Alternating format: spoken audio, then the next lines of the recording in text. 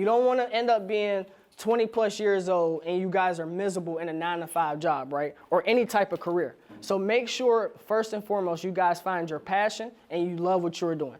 Next is, this is a major key for me because people don't know how to read. How many people, by raising hands, you know how to read?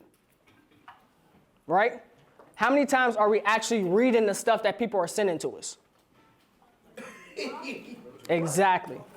If somebody send you an email or text message, are you actually reading it? Yes. No, you're not. No. You glimpse at it. No.